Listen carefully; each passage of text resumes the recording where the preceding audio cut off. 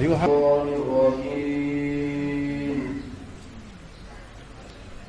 بسم الله الرحمن الرحيم. الله أنزل من السماء ماء فأحيا به الأرض بعد موتها إن في ذلك لآية لقوم يسمعون.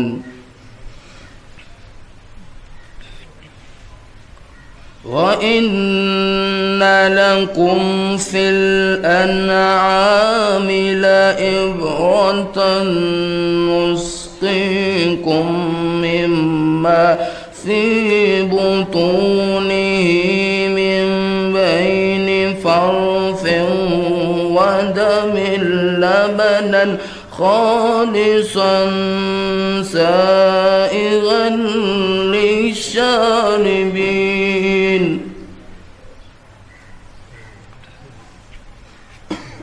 ومن ثمرات النخيل والأعناب تتخذون منه سكرا ورزقا حسنا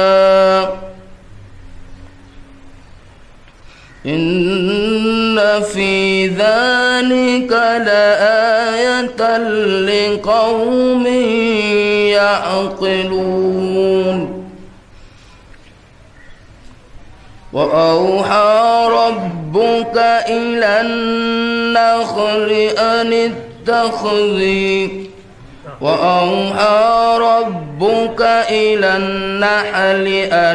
اتخذي من الجبال بيوتا ومن الشجر ومما يعرشون. صدق الله العظيم. صدق الله العلي العظيم وبلغ رسوله نبيه الوفي الكريم ونحن على ذلك من الشاهدين والشاكرين. صدق ربنا ذو الجلال الإكرام. اللهم انفعنا بالقرآن وعمنا بالغفران واجمعنا على الإيمان ووفقنا الإحسان. اللهم اجعل لنا نورا وإماما وهدى ورحمة. اللهم اجعل العظيم ربيع قلوبنا وجلاء همومنا وغمومنا وكاشف كربنا وحزاننا وكفارة لسيئاتنا وزيادة في أعمالنا وأعمارنا وبركة في أرزاقنا وسعة في أخلاقنا ونور اللهم به بصائرنا وأبصارنا. اللهم ذكرنا منه ما نسينا وعلمنا منه ما جهلنا وفهمنا منه ما قرأنا وارزقنا تلاوته آناء الليل وأطراف النهار أبدا ما أبقيتنا واستعملنا به سرا وعلانية برحمتك يا أرحم الراحمين. أما بعد, tumehudhuria hapa katika darasa ya asili au ndio darasa ya mwanzo leo kwa Malindi, na ingawa kwa bahati mbaya imekuwa ndio darasa ndogo za Malindi, sio labda kwa imekuwa mzee au imekuwa nini. Hii ndio darasa kubwa, na wakati mwenyewe Said Muhammad Talib Rudeni huko walikuwa msikiti hauna nafasi, watu kitipaka barazani ndio. Hao ni mambo tuliyoona sisi. Wewe ukichelewa ulikuwa huwezi kupata nafasi, kumeazana hoteli hapa na watu na nini, lakini mambo ni hakani namna hiyo. Upanda ikishuka, huyaya kifuma, huzidi akipungua, lakini huyataka hii darasa ya kwanza ionekane ngana haiba na jalal. Lakini alhamdulillah, madamu darasa endelea, Mwenyezi Mungu abarikie, na wale wenye kuendesha kwa kuitolea, Mwenyezi Mungu awabarikie, watengenezee mambo yao. Maana yake wamejaribu sana. Mtoto wetu Uthman Sizi hapa mashallah haati maisha yake, na ni jihadi kubwa kufanya, na wengineo wenye kumsaidia hawawati, na hata kilolota ile kuzengea thawabu kwa Mwenyezi Mungu na kuzengea radhi ya Mwenyezi Mungu na kuhuisha mwezi wa Ramadhani kwa haya patikanao machache hapa. Mwenyezi Mungu aweza kuhuisha chochote ambacho kwamba kilokufa, na inshallah hii darasa itahuika na nyingine zote ziendelee. Tufurahi sana Malindi kwa kuondoka kwenye darasa nyingi Ramadhani, alhamdulillah, ili watu wapate faida kila upande. Ukitopata basi wewe huna pa kupata. Hapa iko darasa, kule iko darasa, kule iko darasa, adhuhuri kuna madarasa, alasiri kuna madarasa, baada tarawih kuna madarasa, takriban ziko darasa karibu 17 mpaka 20. Na hata moyo siwezi kuhudhuria wewe, uonekana wewe huna khairi kabisa.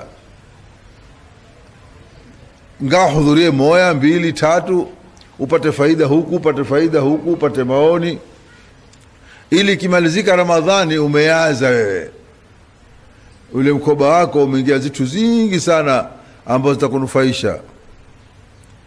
Na mambo kama haya ni Ramadhani imekwisha. Leo tuongea nusu, tumesha kupanda, sasa kuteremka. Ugumu ni kupanda. Kuteremka hakuna ugumu, hata kama hutaki utateremka. Basi inshallah Mwenyezi Mungu atukubalie, darasa ziendelee, na wenye kusomesha madarasa wote Mungu awafungulie, awape manufaa, na wenye kusikiza Mwenyezi Mungu awape elimu ya wenye kunufaisha. Kwa bahati tumepanda surat al-An'am, surat al-Nahl, na kule Nairobi tumepanda surat al-Nahl. Takriban darasa kama zishikanazo na watu hata hawana habari. Tena kwa bahati mzuri Nairobi na hizi zitakusoma hapa. Hizi tulisoma hapa ndio tulisoma Nairobi katika darasa la Nairobi. Lakini tutajaribu kwa maelezo ni mengine ili faida ipanuke. Leo na kesho inshallah taala tupate faida, na kesho tuhuishe Lailatul Badri kama kaida yetu kwa shima zaidi, na kualikana na kuhimizana. Ukimlingana mtu katika khairi na upata thawabu, adalu ala alkhairi kafaili. Ukiwa peke yako utapata thawabu peke yako, ukiwavuta 10 utapata thawabu za watu 10, na wao watapata thawabu kamili. Siku watapunguziwa wao po wewe, wao watapata zao kamili, na wewe utapata mara 10 kama zile. Tufanye bidii, tuhimize watu katika khairi, tuhimize watu katika mafanikio. Aya zaeleza habari ya mivua. Wallahu anzala minas samai ma'an fa ahya bihi al-ardha ba'da mawtiha. Natumai kule Nairobi tueleza kwa urefu, maana darasa dhuhuri ilikuwa ni habari ya mivua, na darasa la asiri ni habari ya mivua, na hapa imekuwa ni habari ya mivua. Na utaona ajabu ni kitu gani kilipambanisha hiki. Kuna kitu katika elimu chaitwa tawarudul khawatir. Tawarudul khawatir ni ukawaza neno wewe na mwingine kawaza lile lile, ukalinena neno na mwingine akanena lile lile, bila kuambiana, bila kuwazana. Na kitu kama hiki kimekubaliwa katika elimu za kisasa, kwa kuna kitu chaitwa tawarudul khawatir, wenyewe kicha telepathy. Bali kuna elimu uweza kumwazisha mtu, ukamfanyisha mtu awazi yale mawazo yako. Iko namna uweza kumuita mtu, wenye watu walikifanya, tumeona hata wazee wetu wakifanya. Wamtaka mtu aye, utaandika dauri, uandike jina lake, utasoma zitu pale. Moyo wangu tumeniambia nie, si yuko mambo gani, kumbe umemuita wewe. Mambo yapatikana na majaribio yamepatikana. Na ndio pengine utaona zitu zimefanana, maneno yamefanana. Pengine utunga kitu hata baiti, mtu katunga baiti huku na mwingine katunga baiti, kwa pengine baiti ule na watu hawayuani, hawakupambana. Zitu kama hizo ziko katika elimu ya kibinadamu na katika elimu ya Mwenyezi Mungu Subhanahu wa Ta'ala aliowapa binadamu ya kuweza kuwaza mawazo mamoja na kufikiria mawazo mamoja. Alipokufa Mtume sallallahu alaihi wasallam, Sayyidina Abubakar nena, man kana ya'budu Muhammadan fa inna Muhammadan qad mata wa man kana ya'budu Allah fa inna Allah hayyun la yamut. Na Atabi na Sidi Maka sailele kanena hilo, man kana ya'budu Muhammadan fa inna Muhammadan qad mata. Wala hawayuani. Basi hizi darasa zikifanana, si maana kwa zimepangwa hawana habari kama watu wa Nairobi. Kuna hata licha kupangana, hata kuna darasa Malindi hawajui, na watu wa Malindi pia hawajui ni ilikuwa namna gani. Wallahu anzala minas samai maa, Mwenyezi Mungu teremsha kutokana na mbingu mai. Mvua hutoka na yu mbingu, si zile mbingu saba za yuha. Kullu ma alaka fahuwa sama, chochote ambacho kwamba kiko yu utakiita mbingu. Chochote, sakafu ya nyumba utaita mbingu, yambo solipata utaliita mbingu. Hata Mtume sallallahu alaihi wasallam alipoambia ya samaan ma tawalata samau, pale alipokwenda ni mahala yu, na yeye mwenyewe ni sama ambapo kwamba hawezi kwa leo yake mbingu. Samaa imetoka na kilima cha samaa yasmu.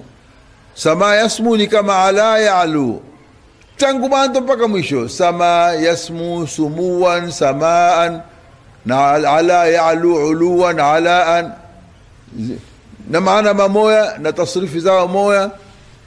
Lakini kisha samaa ikapendele hizi liko kwa yu. Na Mwenyezi Mungu una samawati na una samaa. Samaa yakieleza hukieleza kupambanisha na ardhi, lakini samawati hueleza mpaka huko yu. Na mpaka sasa hakuna yuao ukomo wa samawati. Nini na zimekoma wapi? Na watu kula kisoma, kula katika umki ya kusoma, huzidi kuona samaa imepanuka. Hawa waliosoma zaidi ndio eneo samaa imepanuka. Samaa kuna nyota nyingi sana sana sana, hiyo sana utaenda mpaka mwisho wa Ramadhani. Takupa mfano tu, katika samaa kuna majara. Majara ni kitu ambacho kwamba kimekusanya nyota, champula galaksi. Kile kina nyota 16,000 milioni najmi, nazo ziko majara karibu 10,000. Ni ngapi? Na kila nyota ni kubwa. Baada ya majara kuna sadim, baada ya sadimu kuna tena mbee huko, mpaka usikilie huko yu kabisa kuna nyota mkulu almar'atul musalsala, mwanamke aliotiwa cheni. Mwanamke ule wenyewe zungu kwa Andromeda, ni nyota iko mbali sana. Baada yake kuna nyota zingine zimeonekana Al-Quasar, ziko yu kabisa. Baada yake kuonekana, na kule ukenda huonekana kitu kitoto katika mbingu ni ardhi, na alofuata ardhi naye ni mwezi. Mwezi na ardhi ndio mtoto kabisa. Mwezi ni mtoto kabisa kwa ardhi mara 50, na ardhi ni mtoto kabisa kushinda nyota zote. Nyota ambazo kwamba ni kubwa ya ardhi hazina idadi, lakini kwa sababu sisi tuko ndani na Mwenyezi Mungu hata kutongoza sisi, ndio tutaya ardhi na mbingu, ardhi na mbingu. Lakini ardhi ilikuwa haifai hata kutaya kamwe, haifai kutaya kabisa, tutaye mbingu tu. Lakini kwa kudra ya Mwenyezi Mungu ametaya ardhi na mbingu. Sasa mbingu ya mvua nini hapa? Mwenyezi Mungu hutumiliza upepo, fatuthiru sahaban, likavurundua upe mawingu. Mvua yatokana kila kitu, hata nguo yako yaonikayo husaidia mvua, huchangia mvua. Isikia ile nguo imekauka, haikukauka, yamevutwa yale mai, yamekwenda yu, yamekwenda kushikana. Bahari huchangia mvua, kisima huchangia mvua. Fayabsutu fi samai kaifa yasha, kalitandika, katandika, kakusanya mpaka kisha yakapambana katika nyingine, kwambia fayajalhu rukama, kalifanya nini, yamepandana na mimi. Fatarawadka yakhruju min khilali, mudto na matono hutoka, na kutoka wenyewe hukamuana. Wajalna min almusirati ma'an thajaja, zikaanza kukamuana, zikakamuana. Basi ndio hiyo. Na mvua henda kwa kudra Mwenyezi Mungu na maelekezo Mwenyezi Mungu. Mwenyezi Mungu ndio yekeza mvua hii nende mahala kadhaa, nende mahala kadhaa. Na ikinyesha mvua ni kwa rehema Mwenyezi Mungu. Wa min rahmati yursila samaa alaykum midrara, ni katika rehema Mwenyezi Mungu kwa kuwa mvua nyingi. Mtume sallallahu alaihi wa sallam akasema, nyinyi mtamsikiza Mwenyezi Mungu sawa sawa, angalia wastarehesha, angalia nyeshia mvua nyembamba usiku kila siku, akalitoa yua mtana kila siku. Mvua kahunyesha na kazi haziharibiki. Unyesha mvua usiku kiasi na mtana kayua kama kaida. Kwanza kwa kulima ni uzuri, kisha kwa baraka ni uzuri. Na Mwenyezi Mungu huizuilia mvua mahala kwa sababu atakuatia adabu. na akateremsha mvua kwa nguvu sana, kwa sababu atakuwa adabu. Ile mvua kuzuiliwa ni adabu, na kuteremka nyingi ni adabu. Kwa sababu hiyo yataka ukiona mvua uombe Mungu ni mvua ya kheri, mvua ya mavuno, isiyo ni mvua ya kuangamiza. Inaweza kuangamiza mvua. Na watu kama huru makatulo nao, kuna watu wamepata mvua ya kuzidi kabisa, na kuna watu wamekosa mvua kabisa. Yeo amu mashiriki kumekosekana mvua, imekuwa galani moja shilingi 20. Maskini anunue galani shilingi 20, siku moja galani 5 tu shilingi 100 za mai kila siku. Tena huko hakuna kuoa, hakuna kufua, hakuna mtihani. Mungu amjalie, ameetea mvua kiasi, alhamdulillah. Lakini ukienda mbele Somalia, watu mamilioni hawana chakula, mamilioni wafa, hawajui la kufanya. Hatari kubwa sana.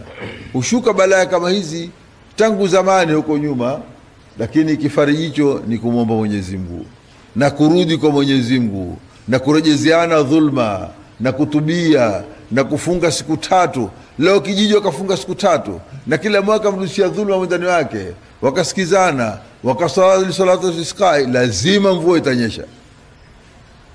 Lakini hatufanyi hapo kama haonekana mambo yakae hayo. Wao tukipiga mayowe mvua hakuna, tukaomba dua tuombeni. Mvua hunyesha kwa dua, unaonyesha kwa salatu istisqa. Na mvua ndio asfama, ndio mai safi zaidi, ndio mai zulal adhban furatan. Hakuna mai mazuri katika afya kama mai ya mvua. Na hama yatengezwa mineral, zamani likitengezwa ikisafishwa, sasa imekuwa hupunguzwa baadhi ya madini, kwa sababu hama ya siha tunayo ukitumia sana, kuna baadhi ya madini hupungua katika mwili wako, kina zile ozoti, kina chuma, kina nini, kwa sababu yamesafisha sana. Na kitu kisafisha sana huharibika, takisafisha kiasi. Zamani ikipatikana ile mai ambayo kutoka katika uyun, machemchemo ambazo kwamba ni safi ya afya, mai kama ile ilikuwa na afya. Sasa imekuwa mai ni biashara. Zamani kwa mai kutunga afya, sasa ni biashara. Na biashara leo watu wamezasi katika bongo lao, ukitokuna haya mai afya, mineral water, basi yote kwa huna afya.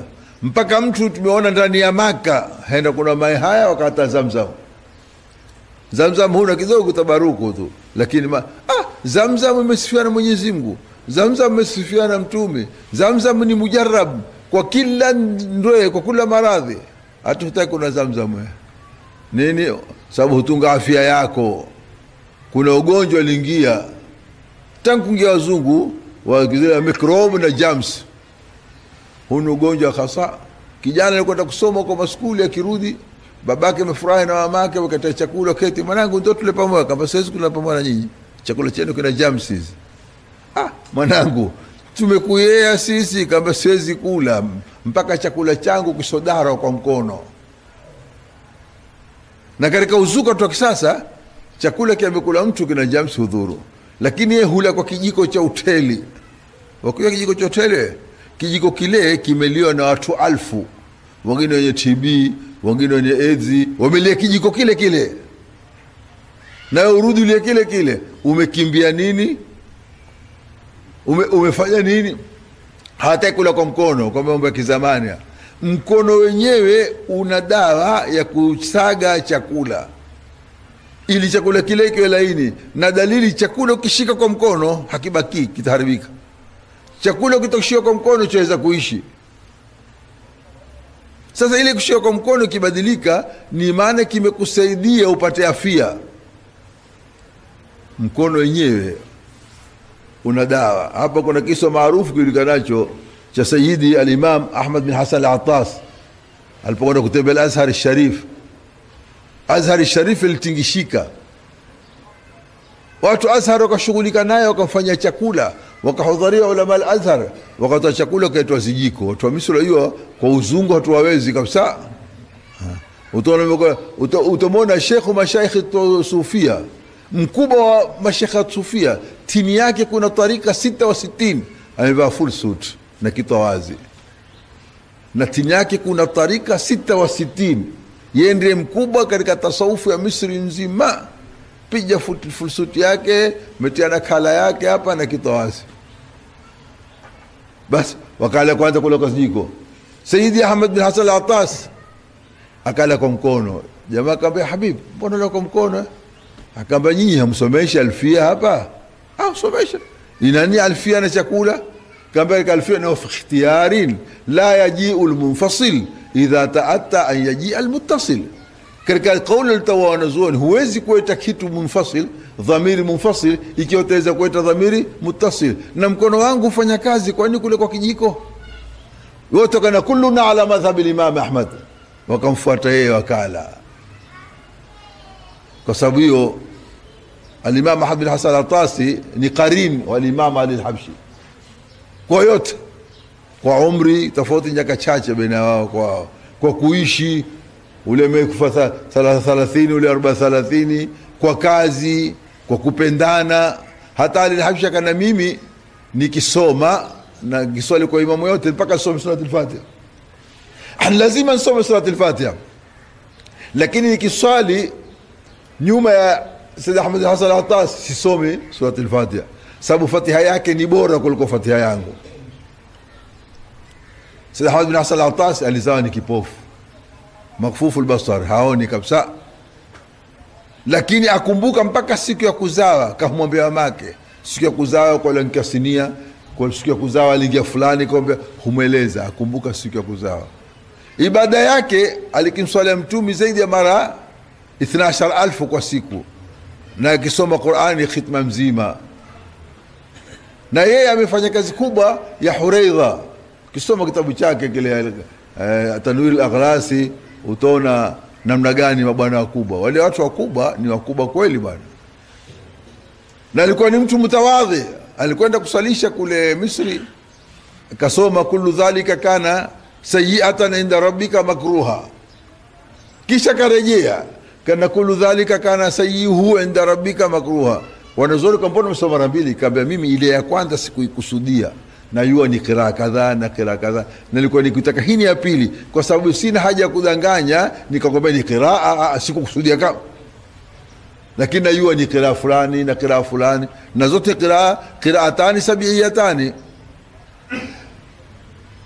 Tukimweleza yeye ni bwana mkubwa sana, na yoyote enda Hadramuti mpaka enda amuone yeye, yoyote enda Hadramuti mpaka ende kamuone huyo Sayyid Ahmad Hasan al-Attas. Yeye alikufa baada ya al-Habshi kwa mwaka mmoja tu basi.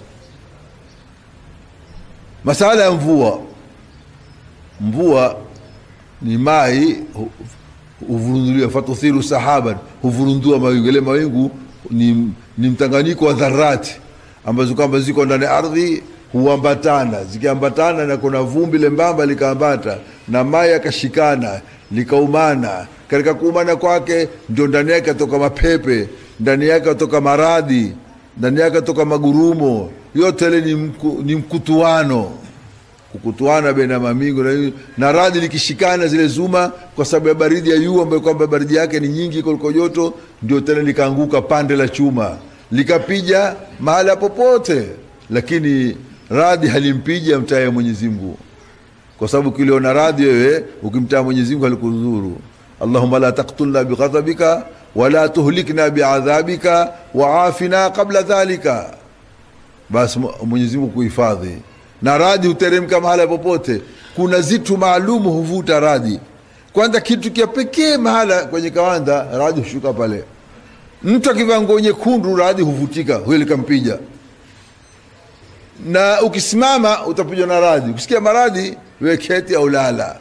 Mahali penye miti mikubwa radhi ukata miti, kama kwenye minazi ukata mapande ya yu ya minazi katika miti mirefu. Na huweza kubomoa nyumba hasa. Kisha kuna zile barq ni pepe hupija, huwa ni mkutuano wa spaki. Kila kitu kina spaki, kila kitu kina spaki. Hama bisati kuna spaki. Na dalili, sugua kwa nguvu, mkono wako utashika moto. Hapa sugua utaona mkono umeshika moto, kwa sababu lisani ya mkula al-kahraba usamit, ilo nyamaa haina kazi. haifanyi kazi mpaka ipeko spidi 186,080,000 fi thania. Ikienda spidi kama hiyo ndio hupasuka ile spaki. Spaki kama ile ndio ikafanya kazi. Ndani yake kuna neutron na electron na zile ndio na kuna saliba na mujaba ndio zikafanya kazi. Na proton imeketi tu, neutron na electron ndio ikafanya kazi spaki. Spaki kama ile ikiwa na nguvu yaweza kukausha damu wewe. Kwa sababu ukishika spaki na umeambatana na ardhi, wewe una nguvu ya spaki kuathiri. Ukiingia kitu cha kuzuia na ardhi kama kibao au kama ngozi au kama nini, haiwi na nguvu ya kuathiri. Na spaki kama ile binadamu ameisarifu, yeye waitumia, waipeka, mpaka imekuwa tangu kipeko kwa waya mpaka sasa imekuwa pekwa bila waya. Zamani kwa la silki, sasa ilikuwa silki, sasa la silki, hazina waya. Ni yote katika maendeleo ya binadamu. Wameweza kuisarifu, wameweza kuidhibiti. Binadamu amepewa elimu nyingi sana, lakini adui yake mkubwa ni Mwenyezi Mungu. Binadamu tu ndio mpiga uzito Mwenyezi Mungu kwa hali ya juu sana. Na yeye ndio Mwenyezi Mungu aliyompenda, akampa akili, akampa uvumbuzi, lakini yeye hataki kumuona Mwenyezi Mungu. Yeye umekuwa hutumia zitu. Si hatu zingine tumezoea. Ajabu kuizoea, hutambui tena. Hii radio ni ajabu mpaka sasa. Ilikuwa namna gani? Mtu azungumze Misri, London, Japani, wewe upeke pale uweke namba pale katika radio, aivutele sauti ya Japani, zile nyingine aziruke. Ni ajabu kubwa sana. Maana zile sauti zikiwezeka kwa dhabdhaba. Maana sauti yatembea kwa dhabdhaba. Sauti yote ina dhabdhaba, urefu wake ina urefu ile sauti. Sasa ilikuwa hiyo wewe ukaivuta namba 25 uko utapata London, namba 27 utapata Kahira, namba 30 utapata London. Kitu gani kiekezacho kule? Utaona binadamu ameendelea sana. Na akaweza kutengeneza radio kwa amwaji. Almaujatu tiwal. Mawimbi mawimbi tiwali haendi mbali. Ni hapa radio hapa Muhini, Malindi na Gede na wapi. Kisha kategeza almaujatu almutawassita, mawimbi ya kati, ndio zile. Yale ya kwanza kuna long wave, ya pili kuna medium wave, kisha kuna short wave. Almaujatu alqasira. Hizi short wave ndio zinazobali zaidi. Na henda haraka sana. Kutoka London mpaka kusikilia huku hutukua thania maalumu. London ni wapi? Ukienda kwa ndege masaa 8. Lakini sauti kapelekwa kwa thania. Pale kina huna London, ukimaliza na huwa tayari huko umeweza kusikilia huna London. Maendeleo binadamu wakaika irsali na istikbali, zitu za ajabu sana. Mwenyezi Mungu mpaka binadamu kusarifu ziwezekana. Sasa kumezuka kama kompyuta ndio ulimwengu umemalizika kabisa. Mekuwa sasa mpaka watu wafanya biashara kwa kompyuta, mpaka wafanya utabibu kwa kompyuta, mpaka huweza kuongoza, mpaka mandege yamekuwa huongozwa. Ukidanganika katiti umeua watu 3,000. Shatuwe na kuwatili intibahi, umezundukana kweli kweli. Maana yake ndio utaongoza. Na yaweza kwamba urongo kompyuta, siku haineni urongo, lakini ukidhibitiwa haineni urongo. Yote yatokana kwa kudra Mwenyezi Mungu. Mvua iko na Mwenyezi Mungu hujalia kuna siku maalumu ile mvua huwa nyingi zaidi. Na kuna siku maalumu ikakosekana. Siku zile tumeza mkoa Kusi. Na zamani ilikuwa hakuna kitu chenye nidhamu kama mvua. Huku kwetu likijua tu sasa ni mwezi Aprili umekwisha, taanda mvua, mwezi ya Mai tateremka mai mengi, mwezi wa Juni kutakuwa na baridi nyingi, mwezi wa Julai kutakuwa na mapepo mengi. Lakini sasa hakuna cha Juni, hakuna cha Julai. Huinyeshia itakapo, hukosekana. Utaona ndani ya kaskazi kumenyesha mvua nyingi, ndani ya Kusi hakuna mivua. Na mvua yenyewe huvutika kwenye miti mingi. Katika ajabu ya mvua, mahala paka na miti mingi mvua huvutika zaidi. Kuliko mahala paka Sahara. Sasa Sahara ukitaka mvua inyeshe kupandisha miti mirefu. Ikipandisha miti mirefu na mvua hunyesha. Basi Mwenyezi Mungu teremsha mvua, fa haya bil ardha baada mautiha, akahawisha ardhi baada ya kufa. Si ardhi yenyewe zilikuwemo ndani ya ardhi. Utaona mahala kwa pakavu kanisha mvua. Fa idha anzalna alaiha almaa ihtazzat, ardhi hutingishika. Hii ardhi hutingishika kwa sababu ya mvua. Kuna ihtizaz ambao wenyewe mko katika elimu irtikas, kwa lugha ya kiajnabi mko reaction, kulipiza Kiswahili, kulipiza. Ile tono la hapa mwa hutingisa kadiri ya nguvu yake. Wewe ukenda ardhi mzima hutetema, ile mwendo wako hutingishia ardhi mzima, lakini hupungua ukapungua, hausikili mpaka pale patikanapo. Mwendo wako hutingisha ardhi, harakati hutingisha ardhi. Na sasa kwa nini sasa kwa afya ni mbaya? Maana moshi ni mwingi. Yawma tati samau bidukhani mubin yakhsha an-nasa hadha adhabun alim.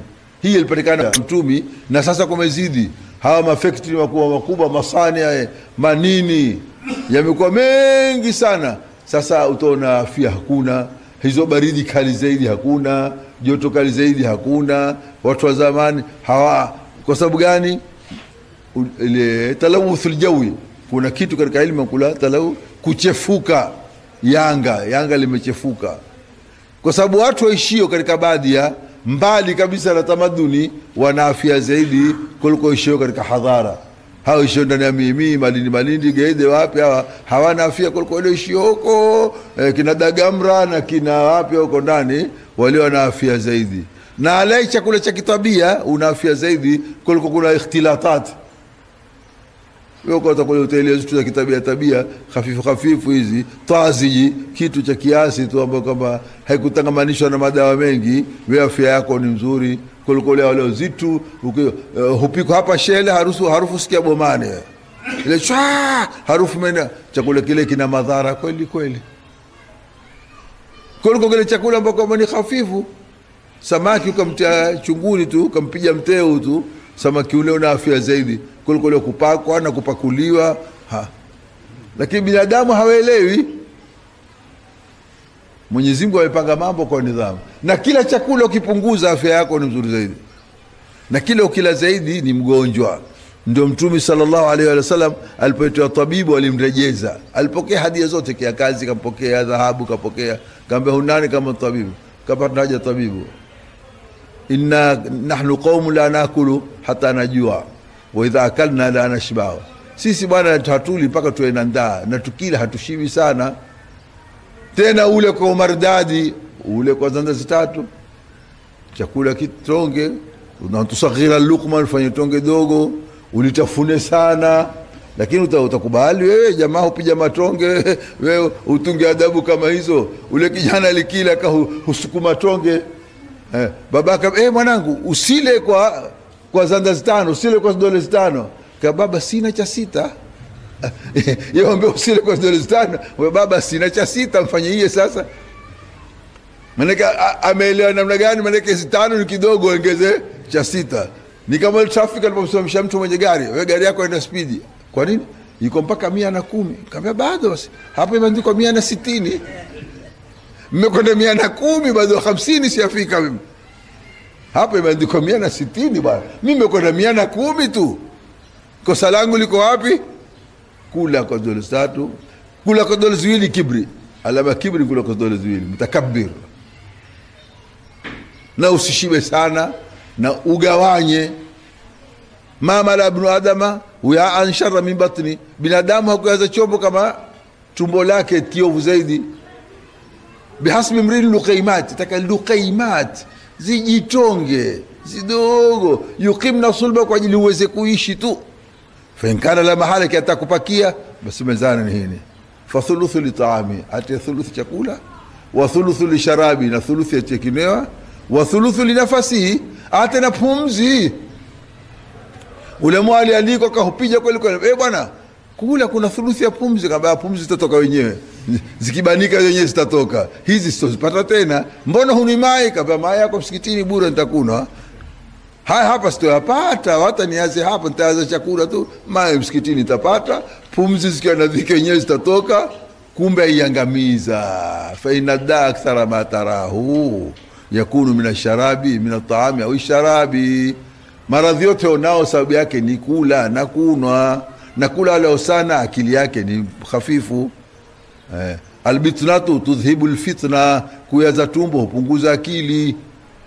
Ule apija kweli kweli akili yake si mzuri. Ule leo kimardadi akili yake ni mzuri. Wewe peleleza sana, na kuna watu ula tukitakuta hadithi za watu wakula ni ajabu. Tutakutolea mmoja Suleiman bin Abdul Malik, huyu alikuwa hashibi mpaka ale ratili 50 chakula, maana kilo 20 chakula chake cha mtana tu, kilo 20, na kabla ya kula haenda kuonda zitu ndani apunguze ile ndaa, kisha pije kilo 20. Huyo alipatikana mfalme kilo 20, hana sokula. Ni Salim bin Abdullah Tustari, huyu ameketi siku 40 amekula mbaye 2 za tende tu siku 40. Sasa wataka kwa upi huyu au ule? Na watu kama hawa wako. Tumemwona Said Hussein bin Abdullah al-Aidid nafa'ana Allahu bi, alikila tende 2 kwa wiki na kikombe cha kahawa. Mane alikula robo ya mkate wa mofa nyumbani kwetu, akanataka kuzaliwa siala kama yeye. Mimi nimeumaliza robo ya mkate na kati ya kunde katika kisani cha chai kidogo na mkate wa mofa akala. Akana hiyo ndio siku nilokula sana katika tarikhi yangu. Na kuna watu hupija kweli kweli, tunao hata watu wakila kweli kweli. Ule mmoja alikula mkungu wa ndizi na maganda yake yote, mkungu wa ndizi na maganda yake, hata huyu sababu yake nini?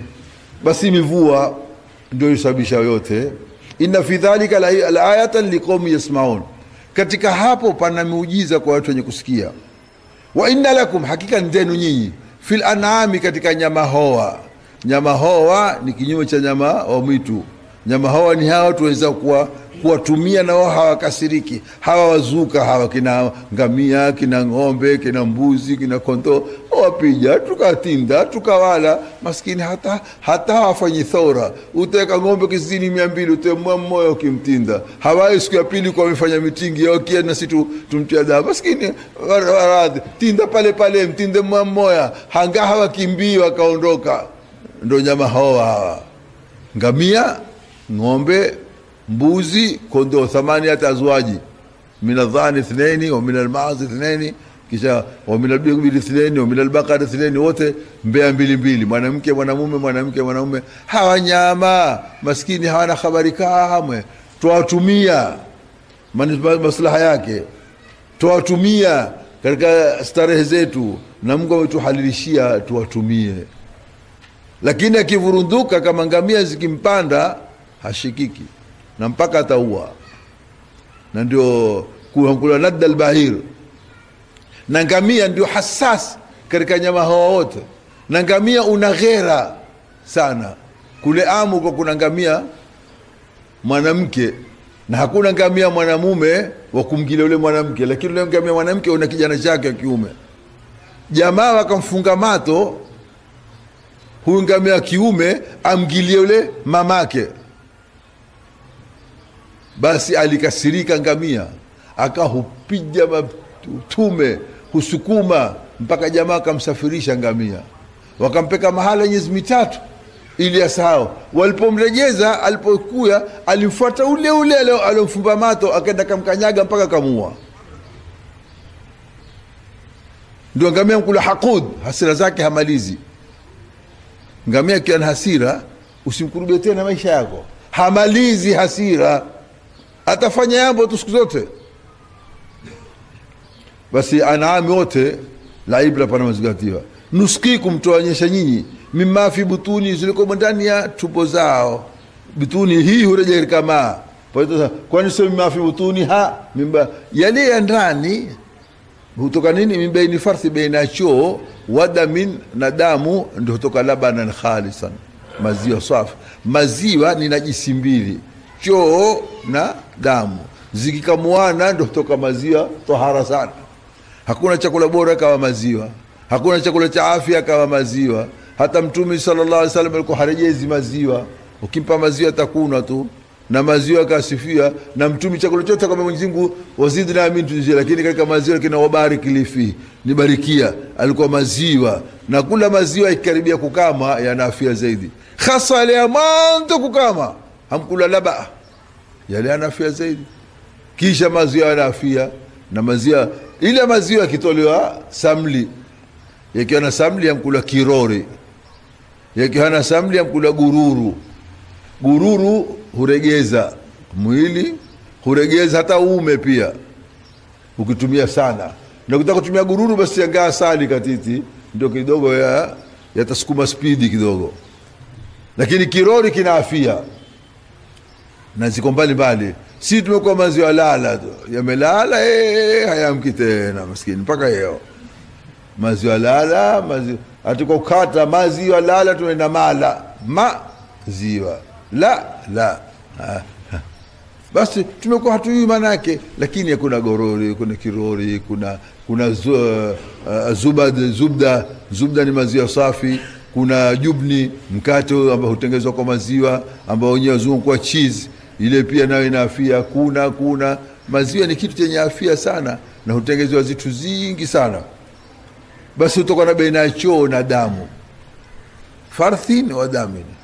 Ndio al-Imam al-Haddadi akana madhhabi ahli sunna wal jamaa, hayetu tariqa yametokana baina farthi wa dami. Hatuna ifrati wala tafriti. Ukiona ifrati una tafriti ndio toka kitu kizuri. Madhhabi yetu labanan khalisan saighan lisharibin, maziwa ni saigh, yenye kunekwa kitabia kwa kula mwenye kuyanwa. Yoyote mtu akitumia maziwa hali yake huwa ni mzuri, na hasa kijana kitoto ndio atakatumia maziwa. Na hakuna maziwa yenye afya kwa kijana kama maziwa ya mamake.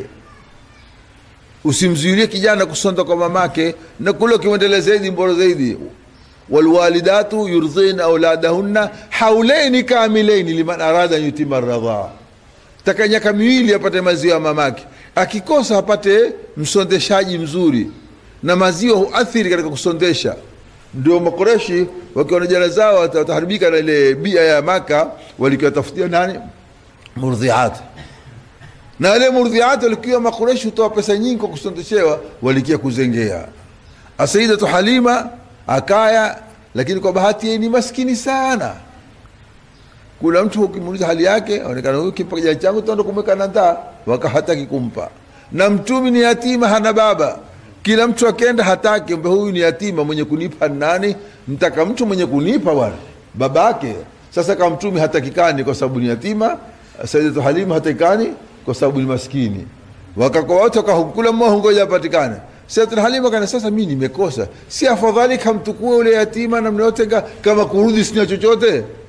Alipomtukua alibarikiwa pale pale, ngamia wake alipanda, maziwa yakawa mengi nyumbani kwao, wakawa nini, wanyama wake walipindana, mpaka watu wa Madina kaambia jamani, irao haithu tara an'am Halima, kalisheni pale kwa Halima, wafuateni.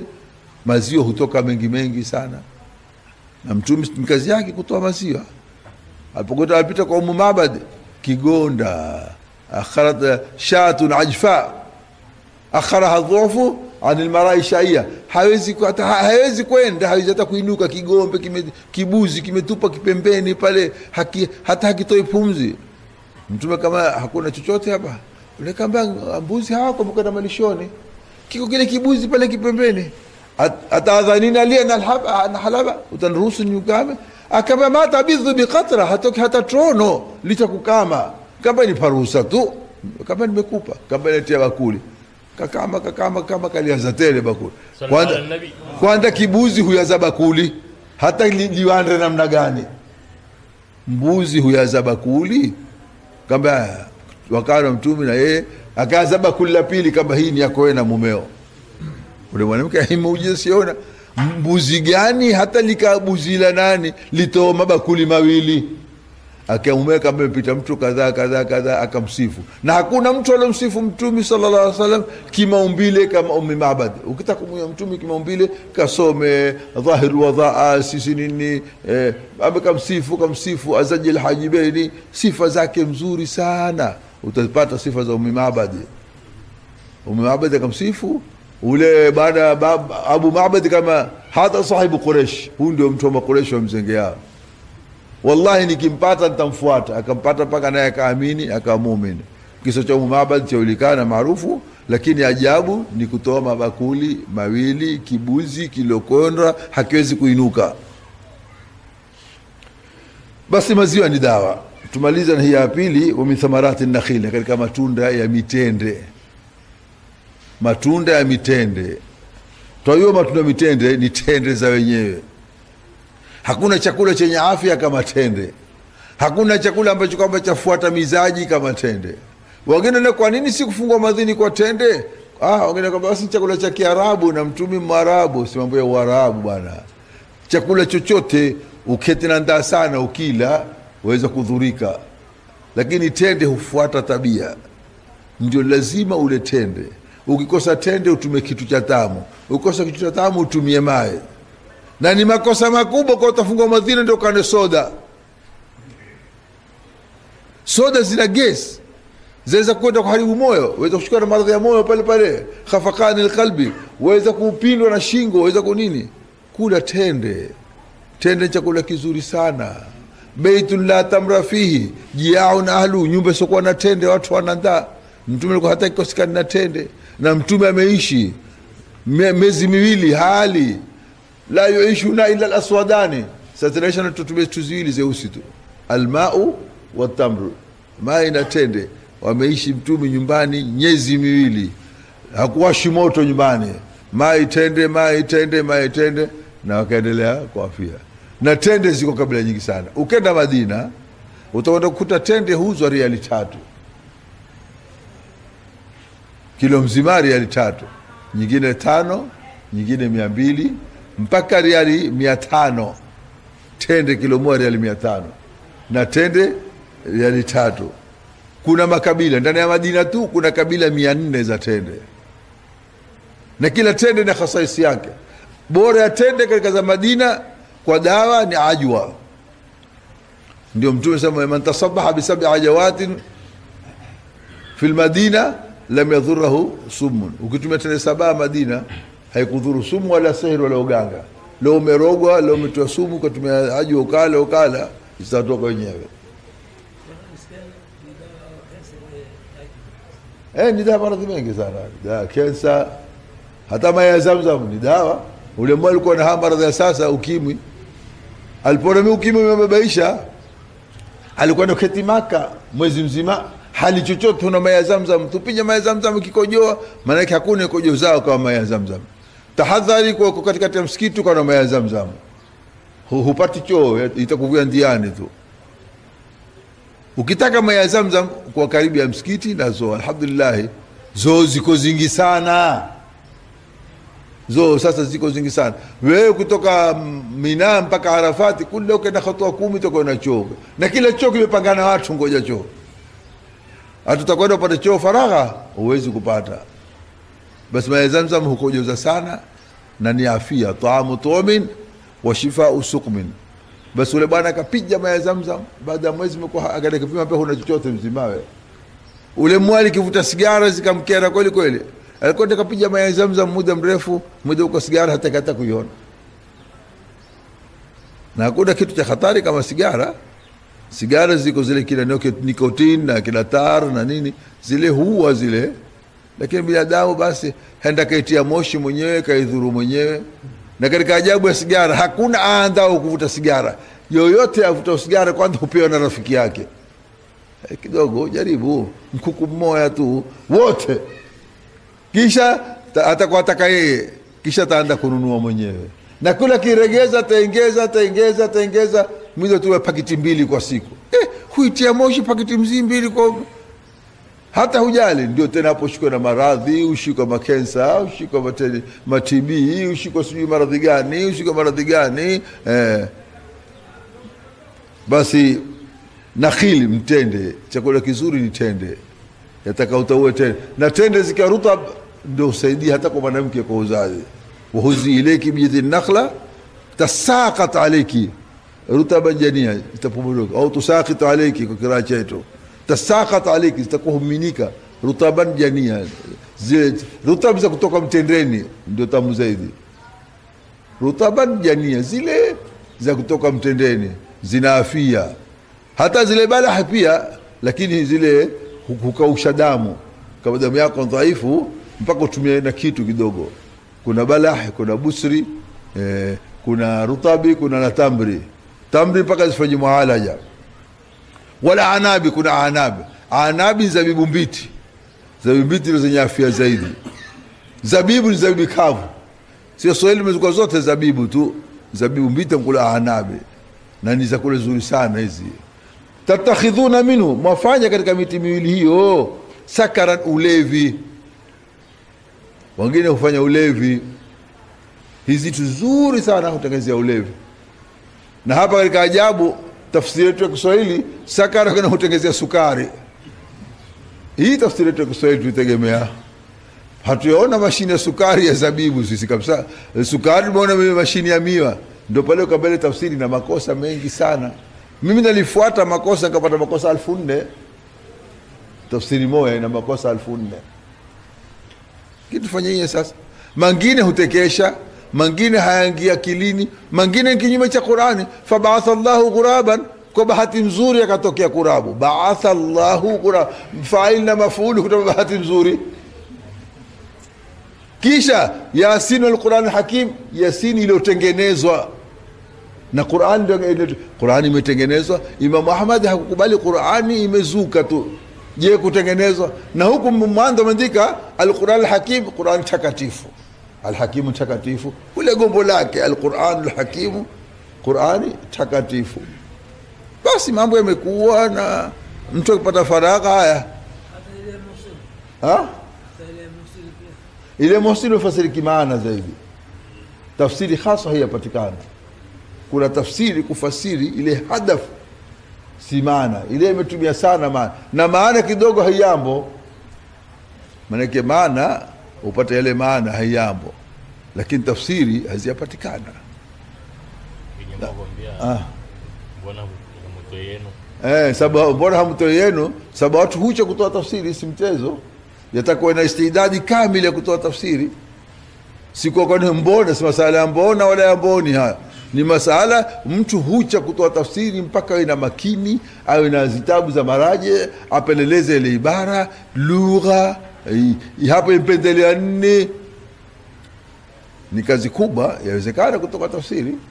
Na wako watu wengi waweza kutoa tafsiri.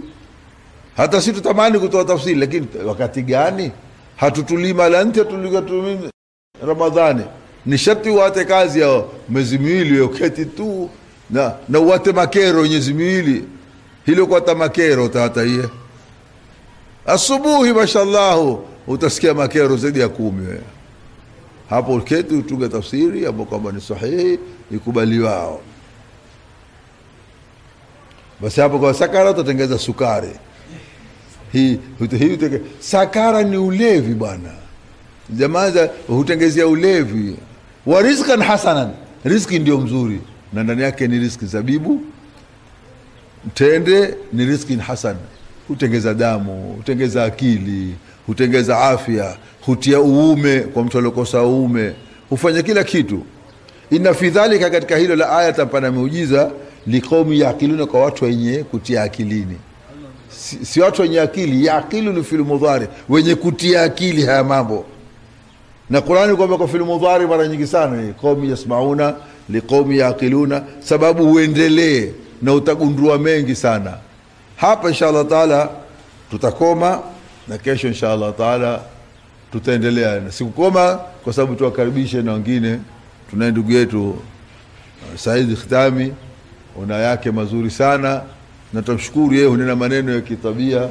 Tuna mwenyewe Uthman Sizi, wengine una Sira, una nini, tuna Ahmad, lakini Ahmad siku hizo wakati tena kunena amenea atakusikiza tu basi pia, lakini huko tupate machache katika masala haya. Na kesho inshallah taala tutakutana mara mbili. Kesho kwanza tutakutana alasiri kwa darasa, kisha tutakutana mkutano mkubwa kwa Lailatul Badri ambao tuzidi kushangiliana na kualikana.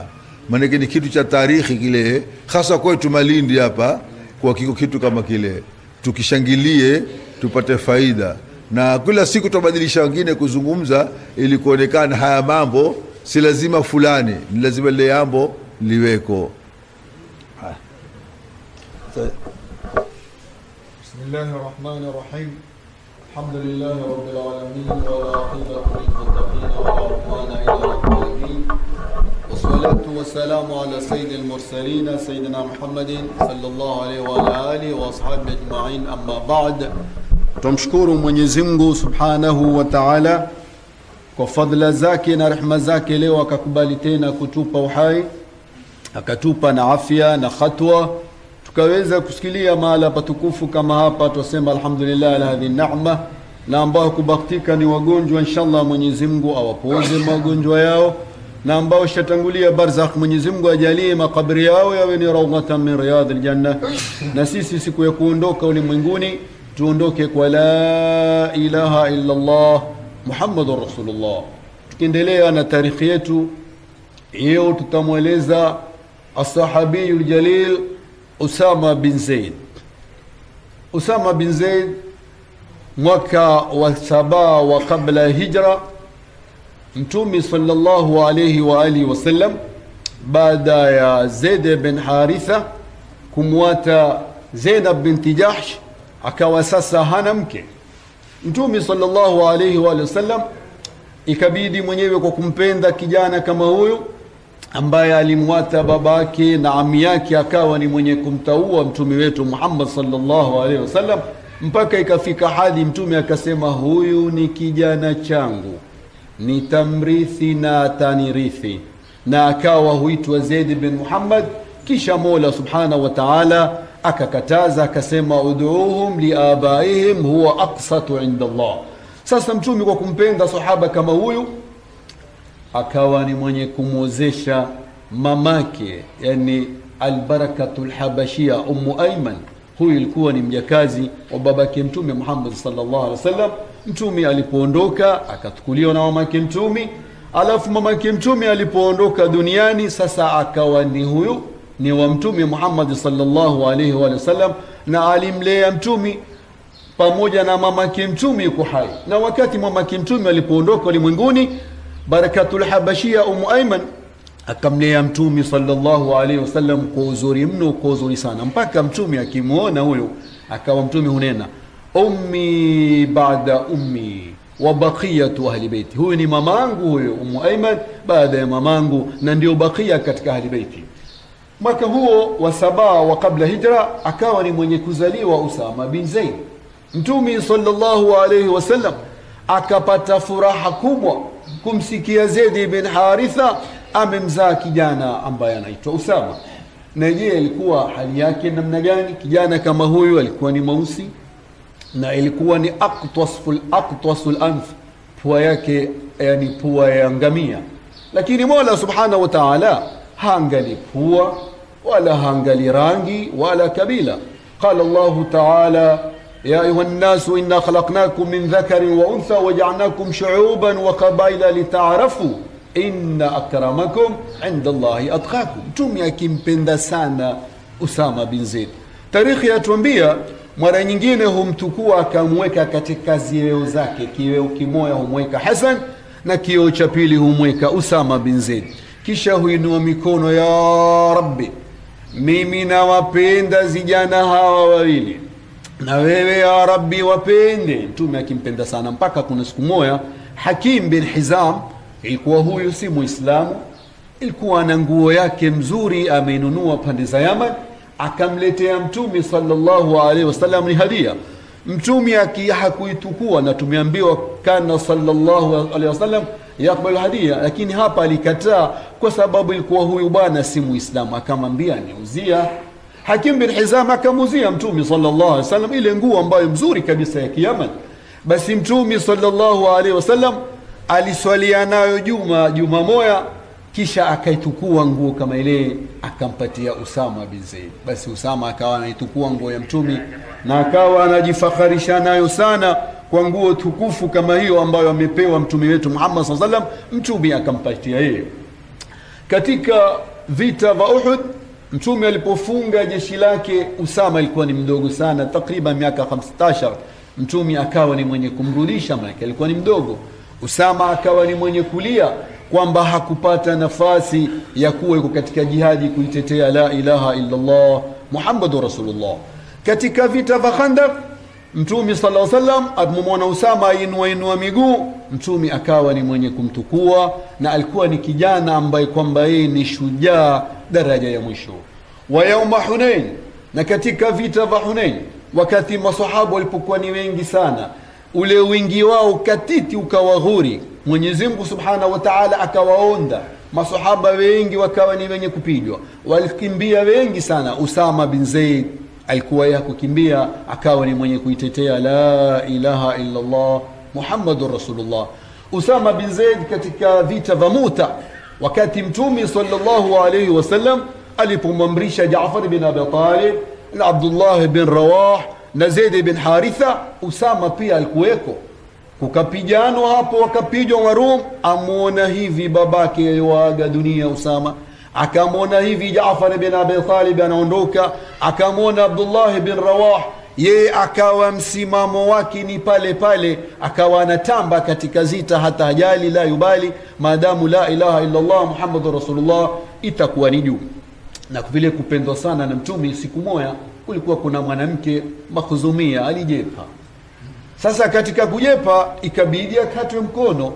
Jamaa wakiangalia, mwanamke mzuri kama huyu, mwanamke uzuri wake ni mikono, miguu yao awe hana mkono, itakuwa mambo matatizo. Sasa tufanye nini? Twende kwa Mtume Muhammad tumwambie angalie kingine chochote. Ni nani ambaye atakayemsonga Mtume? Jamaa wakipeleleza anasema hakuna anayemweza Mtume isipokuwa ni Usama bin Zaid, yeye ndiye anapendwa sana na Mtume. Akamwendea, ya Rasulullah, yule mwanamke ambaye alojepa, hakuna adhabu nyingine isokuwa ni kukatwa mkono, mimi napendelea ya Rasulullah umtafutie adhabu nyingine. Mtume pale pale akabadilika, akamwambia, tashfau hadda min hududillahi ya Usama, wewe itetea hadi ya Mwenyezi Mungu ambao Mwenyezi Mungu asema, as-sariqu was-sariqatu faqta'u aydiyahuma jazaan bima kasaba nakala min Allah. Wewe Usama waitetea hadi ya Mwenyezi Mungu? Ambaye basi ya Rasulullah. Basi akamwambia, lao binti yangu alijepa, mimi ngemkata mkono wake. Kabla Mtume ya kumfungia jeshi katika mwaka wa 11, alimfungia pia saria kwenda kupambana na makafiri. Katika kwenda, Usama akapata ushindi mkubwa kabisa. Sasa aliporudi, akawa kumwelezea Mtume namna tulivyopigana, nikampiga mtu kadhaa, fulani akanipiga na mimi nikampiga, memua kadha kadha.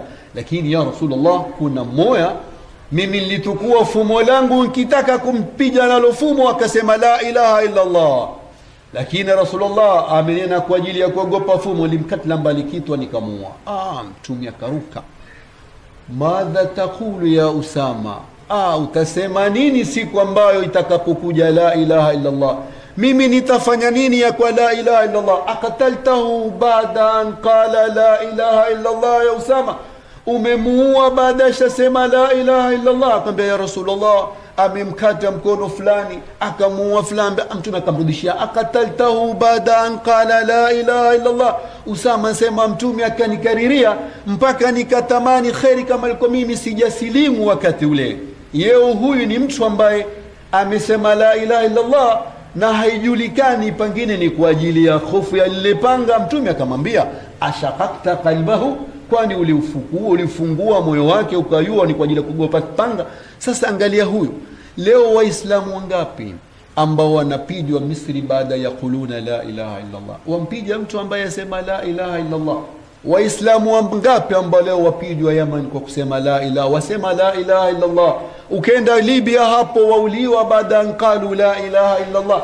Huyu ilikuwa kidogo, kama kuna kidogo mushkili, Mtume akakasirika. Leo muslimuna haqqan ambao wapigwa baada anqalu la ilaha illa Allah. Usama bin Zaid mwaka wa 11 wa hijra, Mtume sallallahu alayhi wa sallam akamfungia jeshi kwenda kupambana na Marum, mahala ambapo kwamba alipouliwa babake na akauliwa Jaafar bin Abi Talib na Abdullah bin Rawah. Jeshi lilipofungwa, akawa amepewa Usama, na alikuwa ni kijana, umri wake ni mdogo sana, takriban miaka 19, bado hayasikilia miaka 20. Mtume sallallahu alaihi wasallam akawa ni mwenye kushukwa na ugonjwa, maradhi ya Mtume akamzidi, jeshi haliyatoka. Usama bin Zaid akamwendea Mtume sallallahu alaihi wasallam, akamwona Mtume amenyamaza kimya, hawezi tena kusema, lakini akamwona Mtume huinua mikono akimwangalia Usama, kisha akimwekea mkono wake Usama juu. Usama asema nikajua kwamba Mtume aniombea Mwenyezi Mungu. Masahaba wakaanza kusema, jamaa, jeshi hili kuna Abu Bakar, kuna Umar, kuna Ali, kuna Uthman, leo apekwa kijana kidogo huyu bwana, itakuwa namna gani bwana? Mtume alikasirika hapo kabla hajafa, akapanda mimbar. Babake nyinyi pia Zaid bin Haritha mlikuwa mumkubali, wallahi huyu Usama ndiye anastahili kutukua jeshi kama hili. Sasa baada ya Mtume kuondoka, shafariki Mtume, jamaa wakaketi chemba, jamaa bwana Abu Bakar bwana alipenda ikiwa hili jeshi litakwenda basi huyu kijana aondoshwe. Abu Bakar akakasirika, akamwambia ibn Khattab, thakilatka ummuk, khairi kama hukuzaliwa kamwe. Baada ya Mtume amekuwa amemfanya ni amir, mimi leo ni muondoshe? Wallahi sitomuondosha, atakwenda huyu. Abu Bakar Siddiq tawadhu yake akawa amshindikiza Usama. Usama amepanda, ni Siddiq yeye ameuenda kwa miguu. Usama akamwambia, ya Abu Bakar, ya amiri almu'minin, haiwezekani, mimi nitateremka wewe upande. Akamwambia, wewe huteremki na mimi sipandi, twende. Akamshindikiza, akamwambia, nakuomba kitu kimoja Usama. Kitu gani? Nataka unibakishie Umar, uniatie. Akamwambia sawa. Umar bin Khattab na Abu Bakar Siddiq wakabakia ndani ya mji wa Madina. Jeshi likaenda, liliposikilia Rom, basi Abratoria yule Herakli alishtuka, hawa yuzi wamefiliwa na Mtume wao, watoka na jeshi la nguvu, tena mwongozi ni kijana kidogo kabisa. Mwenyezi Mungu akatia hofu, akakimbia. Usama akaenda akawashinda, akapata ngawira nyingi kabisa. Yasemekana hakuna jeshi ambalo lilopata faida mzuri kama jeshi ambalo kwamba liloongozwa na Usama bin Zaid. Umri wake ukamalizika mwaka wa 54, akawa ni mwenye kuondoka katika ulimwengu. Na kabla ya kuondoka, Saidina Ali ilipotokea kidogo ikhtilafu na Muawiya, Usama ansema, la, mimi singi huku wala huku. Akamwambia Ali, wallahi Ali, mimi nakupenda, hata lao nitakuona wewe umeingia kwenye tukala simba, mimi nitaingia na wewe, lakini ya Ali siwezi mimi. Mtume aliniambia, akataltahu baada qala la ilaha illa Allah, leo nikiingia kwako nimpige mtu wa la ilaha illa Allah, nikiingia kwa Muawiya nitampiga mtu wa la ilaha illa Allah. Akabakia katika nyumba yake mwenyewe na msikitini, hakuingia huku wala huku mpaka umri wake ukamalizika. Radhiyallahu anhu wa an kulli sahabati rasulillah ajma'in.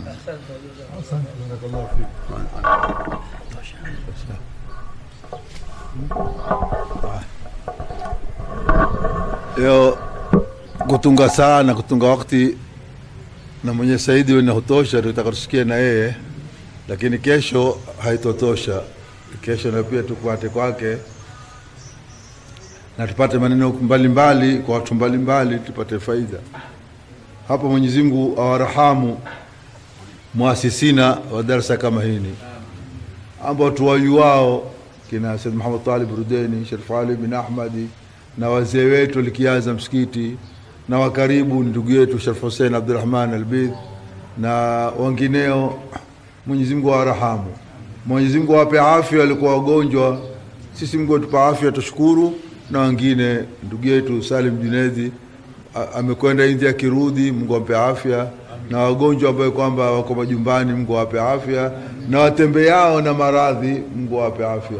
Na sisi tutengezee mambo yetu, na hii Ramadhani yetu Mwenyezi Mungu azidi kuitengeza, sababu Ramadhani umekuja na wakati wa dhiki sana, lakini Mungu inshallah taala atatengezea. Hapa Sheikh Hassan al-Fatiha.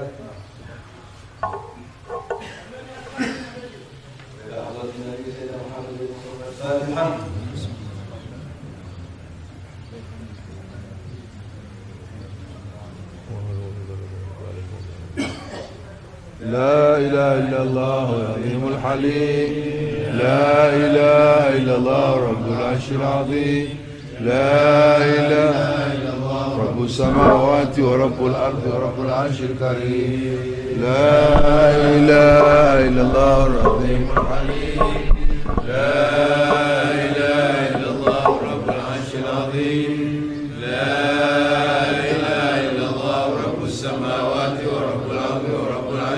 الكريم لا إله إلا الله العظيم الحليم لا إله إلا الله رب العرش العظيم لا إله إلا الله رب السماوات ورب الأرض ورب العرش الكريم